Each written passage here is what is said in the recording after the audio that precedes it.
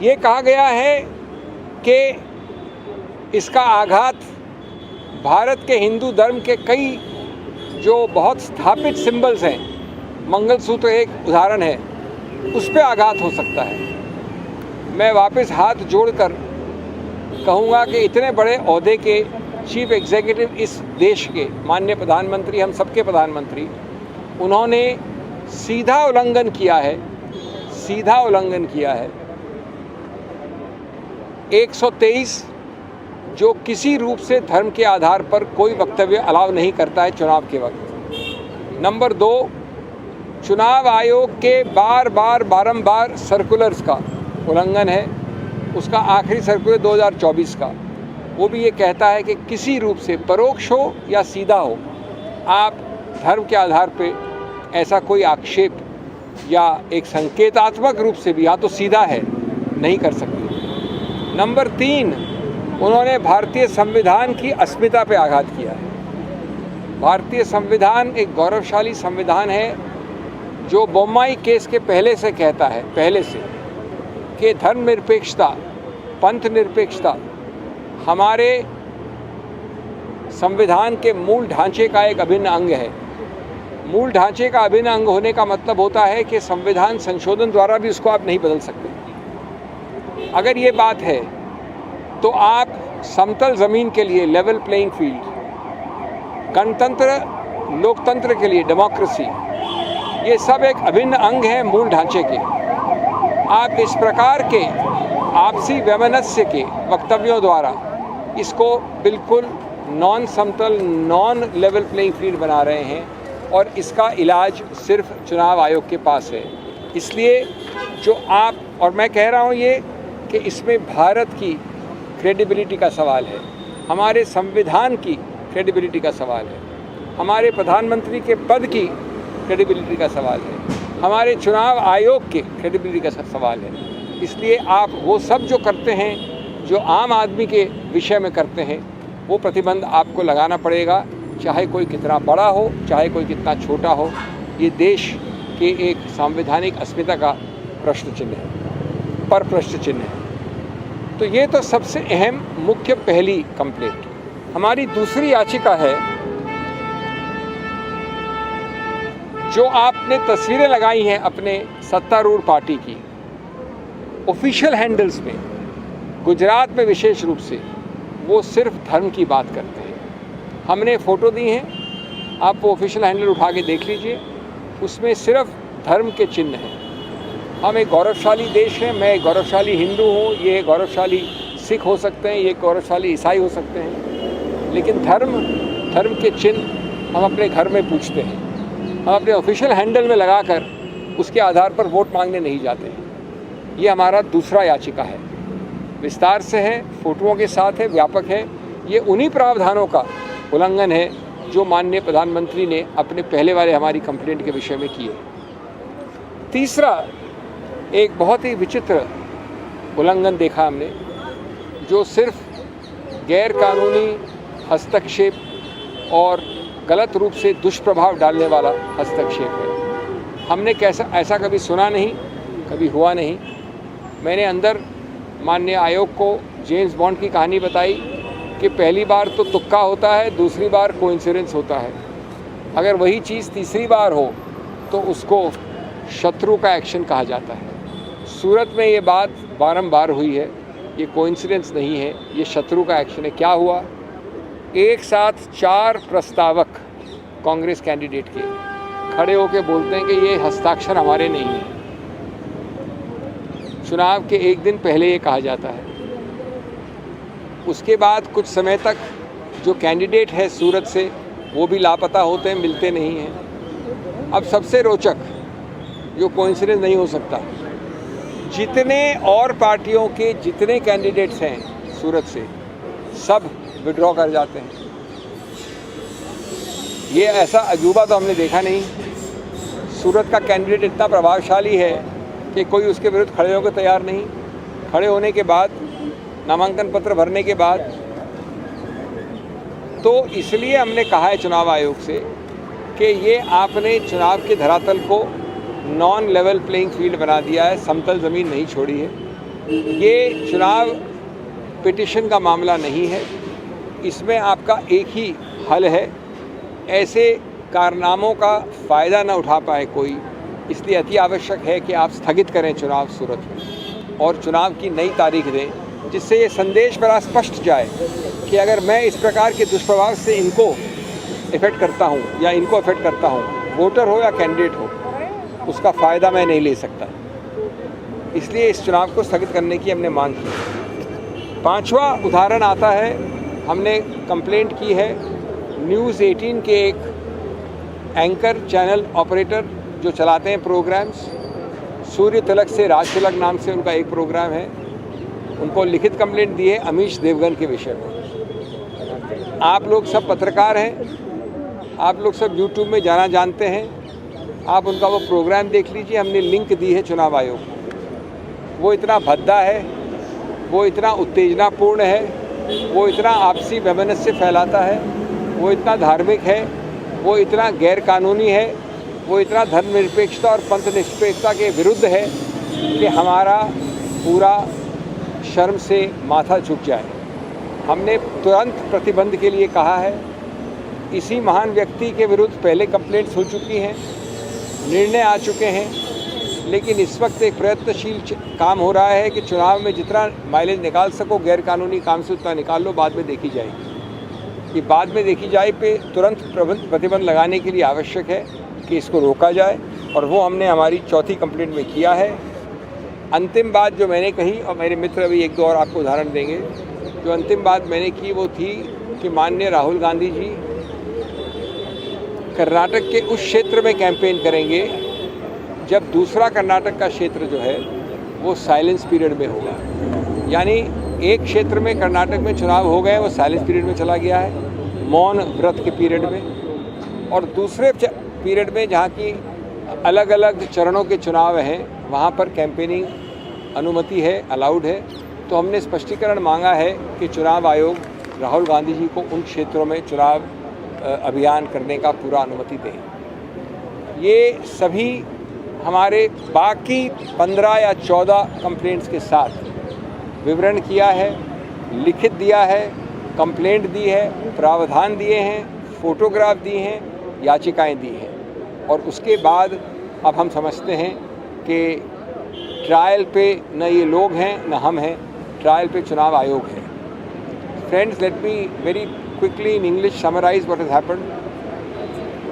I have had a privilege of leading the Congress delegation involving about 17 complaints to the Election Commission. The 17 complaints are summarized in a chart. All of you are getting a copy by email from our media department. The 17 complaints I have enlarged upon and discussed in detail only 5 or 6 before the Chunav Ayog. I will just summarize some of them. The most important is the first one, which deals with the extremely objectionable comments of no less than the Honorable Chief Executive of this government. We respect the office he holds. He is as much our Prime Minister as he is yours and of the BJP. The higher the post he holds, the more the obligation on him to exercise restraint. Unfortunately, the statement we have quoted is seriously, ridiculously objectionable. We can never expect this from as eloquent a Prime Minister as our Prime Minister. We would pray to him with folded hands to withdraw these comments, to clarify, and we have asked for the Election Commission to state that this is the position. In law, we will do in his respect whatever we do with others. What he has said, I am not going to quote. It is in your channels. It was said yesterday, day before in Rajasthan. It is published. But its 4 or 5 elements are deeply, deeply objectionable. He has named a community. He has talked of religion blatantly. He has talked of communal and community blatantly. He has linked it with deprivation of resources of the majority and garnering and monopolization of resources by that minority. He has brought in Hindu imagery of no less than the Mangal Sutra. He has therefore clearly violated Section 123, the basic principle of not allowing excitement and inflammation of communal passions. Several circulars of the EC during the Model Code of Conduct, the latest being on 1st March 2024. The constitutional ethos and spirit which makes secularism a basic structure of our constitution, which makes a level playing field and democracy itself a part of the basic structure. A basic structure which means that even a constitutional amendment cannot violate the basic structure. This is a very serious, uncalled for invasion, and we hope and trust, because the Election Commission itself is on trial, that irrespective of the status of the person who has done this, appropriate action as in any other case will and must follow shortly. The second complaint we have raised is an extraordinary one. As I said in James Bond parlance, the first time is happenstance, the second time is coincidence, the third time is enemy action. In Surat, the person of the Congress candidate who was nominated by 4 proposers, suddenly all 4 stand up and deny their signatures.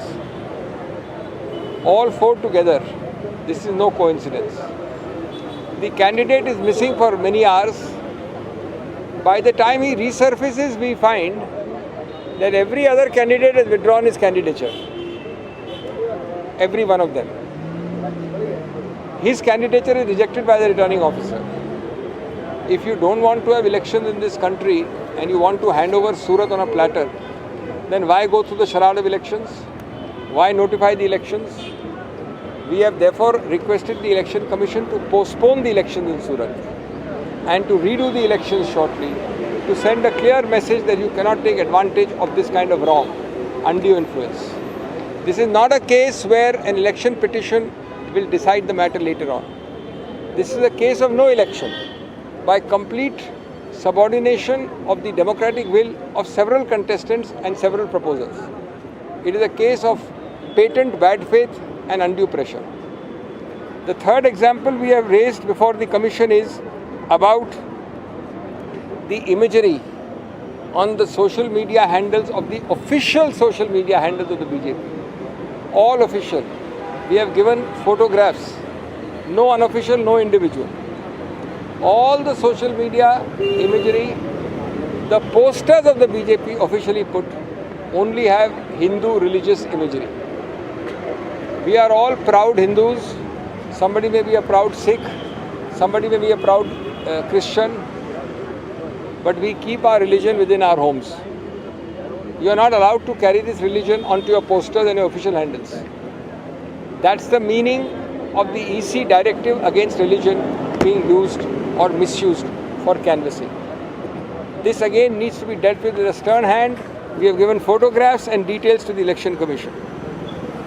Lastly, we have raised the issue of Amish Devgan, a News 18 anchor who carries on an inflammatory, an incendiary, a seriously provocative,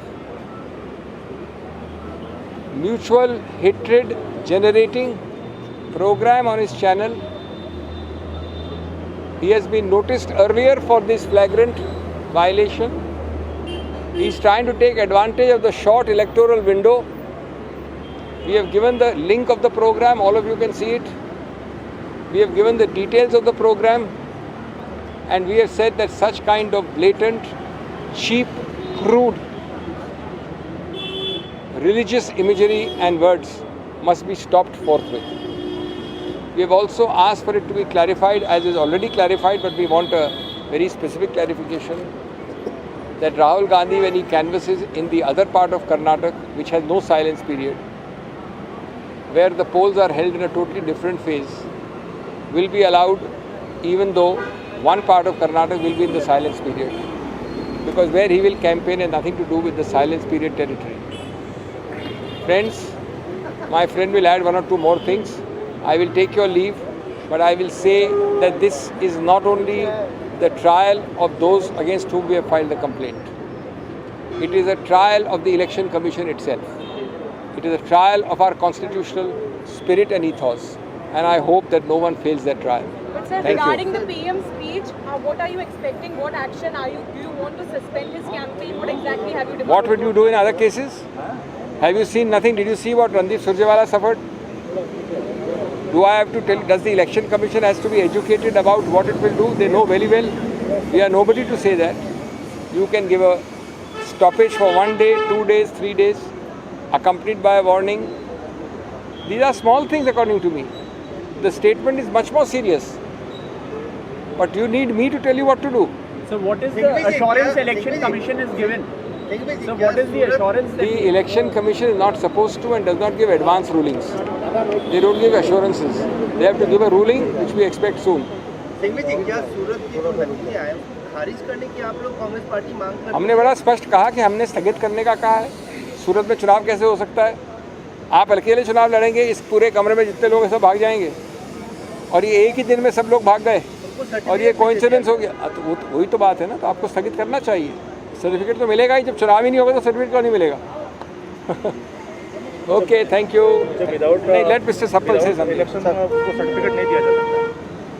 नहीं, ये बात नहीं है। आपने चुनाव होने कैसे दिया? सर्टिफिकेट दिया क्यों आपने, जब चुनाव ही नहीं हुआ है? कभी हुआ आज तक कि जितने लोग इस कमरे में सब लोग अपना विड्रॉ कर लेते हैं? 4 प्रस्तावक एक साथ कहते हैं, तो बड़ा स्पष्ट है। Thank you. दोस्तों, एक मुद्दा जो हमने 20 दिन पहले 2 अप्रैल को इलेक्शन कमीशन को उसकी शिकायत की थी कि दिल्ली में बहुत सारे होर्डिंग ऐसे लगे जिन पे कोई नाम नहीं था, लेकिन अलग अलग नेताओं के, अपोजिशन के जो नेता हैं उनके कैरिकेचर बना के होर्डिंग लगाए गए थे, जो कानूनन गलत है, इलेक्शन कमीशन की गाइडलाइंस के अनुसार गलत है। 2 अप्रैल को हमने ये शिकायत की थी। 16 अप्रैल को चुनाव आयोग ने ये फैसला दिया था कि ये होर्डिंग हटाए जाएं। आज 22 अप्रैल तक ये होर्डिंग नहीं हटाए गए। ये सुप्रीम कोर्ट के इलाके में लगे हैं, ये हाई कोर्ट के इलाके में लगे हैं, ये चुनाव आयोग के पास लगे हैं, लेकिन चुनाव आयोग के फैसले के बाद आज 20 दिन बाद भी ये होर्डिंग नहीं हटाए जा रहे। और हास्यास्पद बात ये है, ये हैरानी वाली बात है कि कुछ दिन पहले, पिछले हफ्ते, चुनाव आयोग की एक टीम कांग्रेस पार्टी के हेडक्वार्टर 24 अकबर रोड आती है और कांग्रेस पार्टी का जो साइन बोर्ड लगा है जिस पे हमारे सम्मानित अध्यक्ष मल्लिकार्जुन खड़गे जी की फ़ोटो लगी है, हमसे कहती है कि उस फ़ोटो को काले कपड़े से ढक दिया जाए क्योंकि ये चुनाव आयोग के गाइडलाइंस का उल्लंघन है। यानी कांग्रेस पार्टी अपना साइन बोर्ड भी छुपाए और वो बोर्ड, वो होर्डिंग जो मोदी जी के लगे हैं, वो होर्डिंग जो भारतीय जनता पार्टी ने लगाए हैं बिना नाम के, जिसके खिलाफ चुनाव आयोग आदेश दे चुका है, आज 20 दिन बाद भी वो होर्डिंग लगे हुए हैं। हमने इलेक्शन कमीशन से आज इस बात को दोबारा उठाया। दूसरी बात हमने जो कही कि पिछले हफ्ते यूजीसी में 4 नए मेंबर अपॉइंट किए गए हैं। मॉडल कोड ऑफ कंडक्ट के दौरान जो एचआरडी मिनिस्ट्री है उसने अपने अधिकार क्षेत्र से बाहर जाते हुए ये 4 अपॉइंटमेंट किए हैं। आपको याद होगा पिछले हफ्ते भी हमने एक और मुद्दा उठाया था जिसमें सूचना प्रसारण मंत्रालय चुनाव आयोग के गाइडलाइंस के अगेंस्ट जाकर मॉडल कोड ऑफ कंडक्ट के दौरान बहुत सारे यूट्यूब चैनल्स, बहुत सारे प्लेटफॉर्म, सोशल मीडिया प्लेटफॉर्म और बहुत सारे लोगों के वक्तव्यों को हटाने का ट्विटर से और फेसबुक और मेटा से हटाने की बात कर रही है। ये अधिकार हमने कहा था कि आईएनबी मिनिस्ट्री को चुनाव के दौरान नहीं हो सकता। चुनाव आयोग ने हमसे कहा था कि चुनाव आयोग की ये राय है कि सेक्शन 69 और सेक्शन 79 आईटी एक्ट का है, उसका उपयोग चुनाव के दौरान नहीं करना चाहिए। लेकिन चुनाव आयोग ने अभी तक सूचना प्रसारण मंत्रालय को रोकने का कोई आदेश नहीं दिया। और पिछले हफ्ते आप जानते हैं वो चैनल्स जिन्होंने ईवीएम की बात की, वो चैनल जिन्होंने इलेक्टोरल बॉन्ड की बात की, उन चैनल को मोनेटाइज करने से रोका गया है।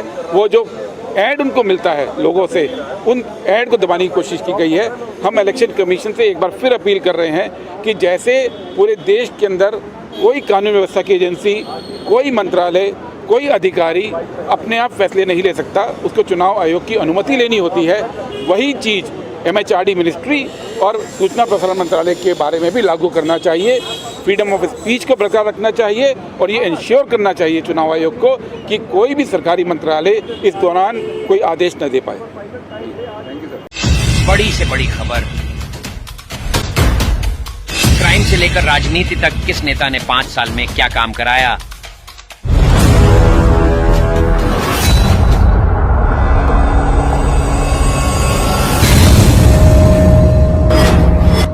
मिलेगी सबसे पहले हर खबर चेंजिंग फ्यूचर न्यूज पर, जो बदलेगा आपका